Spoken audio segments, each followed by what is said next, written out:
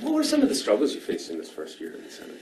Well, everyone knows about the frustration of the things we can't get done. The Senate passes immigration reform. House Republicans refuse even to vote on it. We get INDA passed in the Senate, which is going to bar discrimination based on sexual orientation. House Republicans won't vote on it. So those are really frustrating moments, but it hadn't been all frustrating. Can you talk about why it seems so difficult to get something done in terms of student loans? I mean, I'm paying them still, and Bless your heart. And I'm sure just about everyone's children are, or will be that you work with. So I am glad you raised this, because this is going to be one of my principal things I will be working on all this year. And we got to hit it both ways. We've got to bring down the cost of college for all of our kids. We've got to make college accessible. We've got to force colleges to have some skin in the game so they can't just raise the prices. But we have got to bring down those student loans. We've got right now $1.2 trillion in student loan debt outstanding. Think about that. And it's causing economic drag in the economy. Young people can't buy homes, can't buy cars. So we've got to bring this down. We've got to bring it down because we've got to make an investment in our kids. I'm going to be out there fighting for it. I'm just going to tell you, the big punchback is right now, the federal government is making a profit off those student loans. And in order to stop making that profit, the Republicans say we've got to have a pay for. That means you've got to find someplace else for the money. Now, I don't think it's that hard. We can cut subsidies to big agriculture. We can stitch up some of the big tax loopholes. That would give us the money to bring down student loans. But that's going to be a fight. But I got to tell you, that's the fight I'm ready to have. Make it beneficial for the students who go in and really kick butt in college. That's a really important point. One of the things we need to do is we need to get kids who are in a 2-year institution through in 2 years and get that certificate. We need those who are going to 4-year institutions to get through in 4 years. It helps bring down the cost. We need to get all of the incentives aligned for the young people who are going to school, for the schools themselves. Sometimes the kids have got a problem. The schools don't offer the courses in the right sequence, what you're going to need to graduate. We need the schools aligned to make this happen. The federal government puts a lot of money into higher ed. We need to be using that leverage to make sure that it's keeping down the cost of an education, letting kids get through in 4 years. Last year around this time, in this area, obviously the big talk was around new gun laws. Yeah. The president was in Connecticut around this time. You co-sponsored a couple bills. Yep.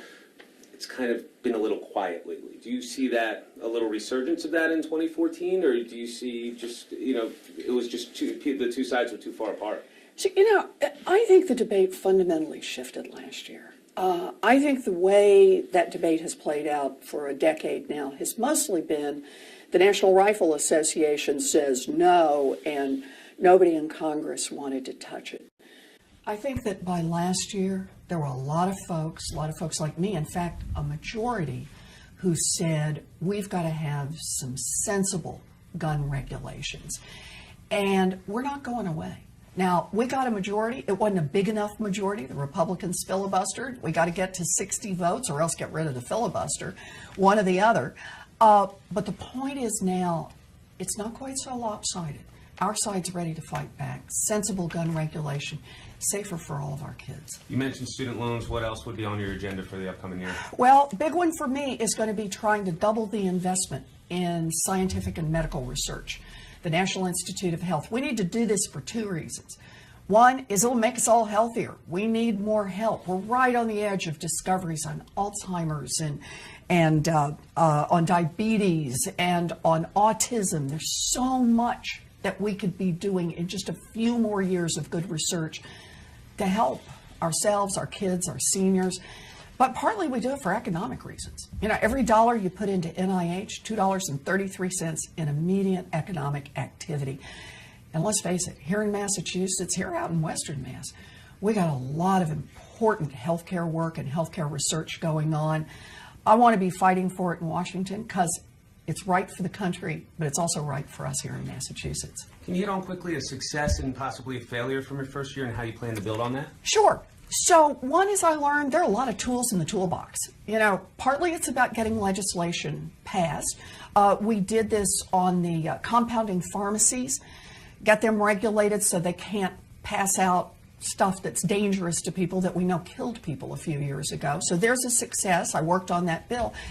But a bigger success has been figuring out if you can get, you know, there's a lot of law out there already, for example, on the banks. If you can get the bank regulators to actually enforce those laws, you can actually have some immediate impact.